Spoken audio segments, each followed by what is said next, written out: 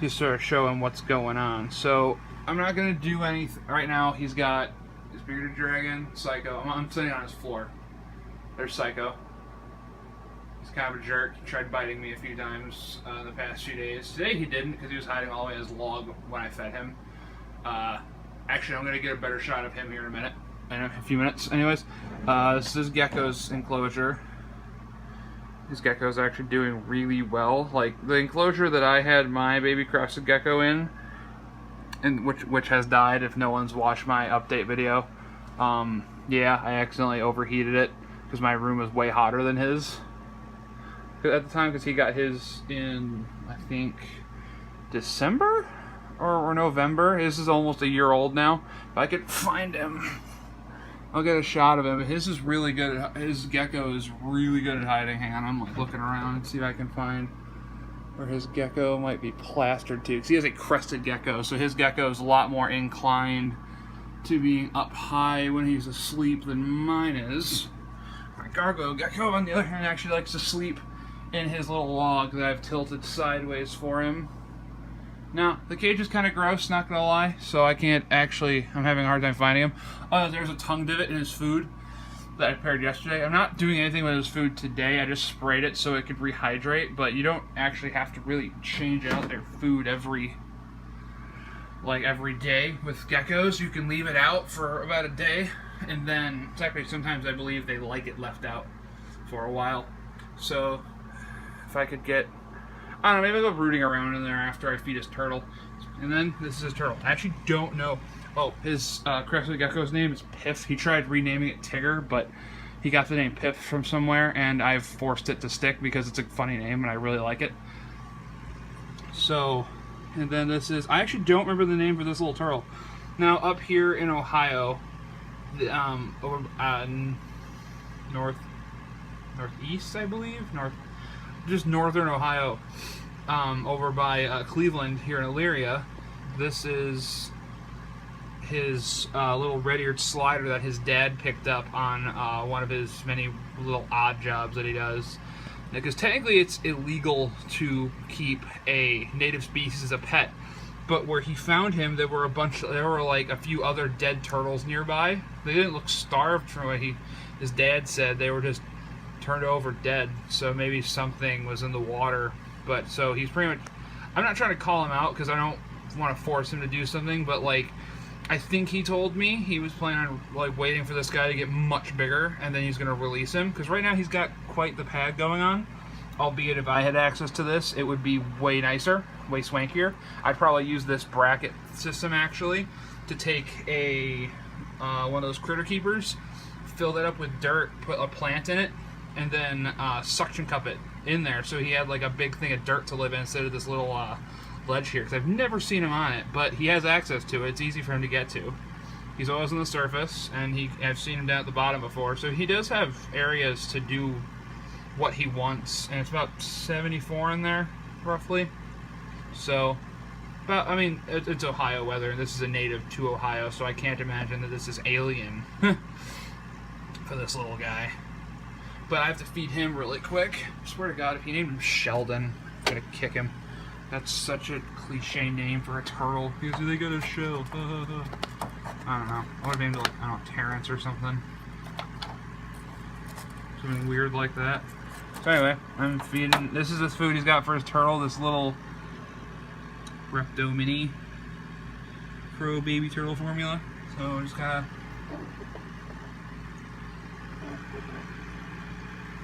plop those pellets in there. See? Turtle pellets. I gave him quite a few. Actually, I'm going to dump a few out into the tap here. There we go. Because, like, I don't know if this stuff breaks up. He's got a 10-gallon tank with a filter for a 10-gallon tank running. So, he's got a lot of space here to do with as he pleases. Oh, there he goes. Boink. Boink. Boink. He's so little and cute. If I had this guy, I would try making something like an indoor thing from that Camp Kennan has for his turtles. In fact, maybe I should message him and see about like North American like turtle, because he's a really big turtle nerd. So maybe try messaging him on YouTube, or maybe on his Facebook. I think he's got a Facebook. And seeing if Kenan knows anything about North American species of turtle, because since these guys are from Ohio, like natives to Ohio, they're not alien to the freezing cold. They don't die, or else the entire species would be extinct. So if I can make like a pond and work with some group that rehabilitates sick turtles, or even find species that aren't from Ohio but they're still from up north, I can then maybe make a pond system and keep a turtle in it all year round. I mean, I want to make an indoor pond for a turtle, like an indoor turtle pond, kind of like an Aquascape one, but not actually from Aquascape, because it's about $1,000 for their smallest pond. No, thank you. But something indoor, like build a wooden frame, and then like a giant wooden frame. I'm talking like maybe 10 feet by 10 feet, something like that, and then about 5 foot high, because that's really deep. No, not 5 foot high. Hell no. But 3 foot high. About 4 feet high off the ground, and then have it to where part of it's land for some tortoises as well. Drop some light fixtures from the ceiling, or maybe just put in a bunch of like some heavy duty light fixtures in certain regions, because obviously the basement's going to have its normal air temperature and whatnot, but it's also going to have basking regions, enclosed ones and ones that are out in the open, and I can have like succulents growing in there, maybe some kind of bushes for the turtles to eat. And since it's a wooden frame, all I have to do is scoop up all the dirt into some kind of multiple containers just full of dirt, and then I can move the frame in pieces, and it technically would be a mobile system in case I moved to another place with a basement. Or even outdoors, and then have a pond with fish, a biofall. I've got a lot of wild, wacky, zany dreams. A biofall. Okay, I'm just trying to get it. And just some fish. You know what I mean? Make it look really pretty. But definitely get some semi-aquatic species like red-eared sliders, because these guys can go on land as well as in the water. So give them the option of being where they want. And then, yeah, just having tortoises and turtles, because they're really cool, really nice looking, but at the same time they're also sort of like they just sort of stick to themselves, so you can just watch them do whatever, you know what I mean? Like, I'm not a huge fan of snakes. Snakes don't do a whole lot, but they are interactive. Like, you can pick them up and they're intelligent enough to know that you're not a predator trying to eat them. Look at him. Yeah.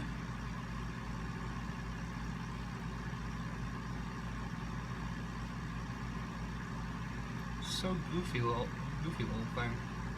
Yeah, this may seem really, really deep for him, but in all honesty, he has the accessibility of coming up to this ramp here if he really wanted to. It's in the water, so he could literally swim up to it and pop on top of it. You know, but I think this is just what this species enjoys doing, is just this.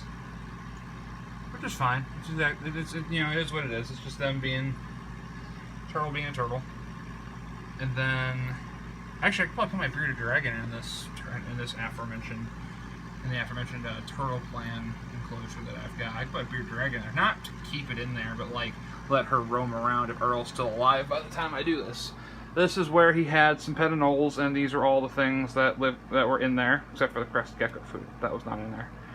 But like, I don't know, he could definitely do something with this, but I feel like he ought to move his turtle up here so it's easier to get to instead of it being on the very bottom rung. But then again, it's also a tank full of water, so it is technically probably the heaviest, because it is the container holding the most mass. This is a 10-gallon fish tank, almost completely full of water with rocks, a turtle, and some fake plants and stuff. This by far has the most mass out of any of these enclosures, because then we've got the crested gecko, which is, you know, soil, reptivine, that weird fogger that I don't think even works. Actually, some really nice plants. Those were so much smaller when we first put them in here. This substrate's doing really well because it's drenched, which means that they're getting plenty of water. That's one problem with just using pure eco earth in of itself, is that it does not hold water very well. It almost rolls off the top and then just sits on it after it soaks in. It does not go towards the very bottom. It doesn't hydrate all the way through. So that's something. But then we got some fake plants back there, and that's about it. I mean, this is the smaller container, I think. It's about similar size to this in terms of total volume, but it's not containing almost entirely of water, so this does not have as much mass. Now, I think Psycho's tank. This is him. This is Psycho. He's really pretty. We can get a good shot of his colors, but he's also a little ornery. Yeah, no, he's just... It's funny, because I put food in here, but no, this tank was disgusting when I first started doing all this. Like, poop over here, dry poop on stuff, just wet pile like right here yesterday, and it was raining, so I took him out, put him in here. Little did I know there were some mealworms in the substrate in here. So he picked those off. Picked off a few of those that would come to the surface because there was some disturbance. Dude, you have food in there. Eat it. Eat the food. Oh, I gave him some superworms yesterday. That's that pile of stuff right there. I gave him some of my superworms from home. Because I thought, you know, why not give him some live protein? I think that's what he wants right now. Because he's a brat. But yeah, Psycho's tank is actually quite barren. I mean, for a little guy, it's not that bad, but maybe get him like a twisty tree, or Drogon really likes his cave. This guy might like that. Plus with this tree bit here, it wouldn't be all that bad climbing apparatus for him to, you know, move around on. But yeah, this is Psycho's tank. So yeah, by and large, this is the heaviest thing, so that's why it's on the bottom. But this rack that my friend got, this is from Toys R Us, because all the Toys R Us in the world are gone, or at least are in the process of falling off the face of the earth. And this rack here was bought for like $50, I think, something like that. And I really wanted to get one, but when we went there, it was completely closed. So couldn't get it, because this would have solved a lot of spacing issues for me. By and large, it still would, actually. I'd have a lot more room. I'd have some, well, at least better access to it, because I could keep like Sal and Drogon on the same level for a while, and then obviously they would have to have their own spots at that point. Drogon would probably be on top, Earl would be on the bottom. But there's enough room with this rack here, especially on the top, because it doesn't come all the way up, to slide an opening to a cage. I still want to get Earl a front-facing one, but yeah, this is the rack that he's got his reptiles on, and it's really nice. But yeah, this is sort of also an update to show Joey that his pets are doing good. Psycho almost bit me. I like heavy cleaned his tank because I don't know, I felt like it. Just felt like it. And then his gecko's doing good because he took a pretty big bite out of his food. Because sometimes geckos are kind of finicky with eating.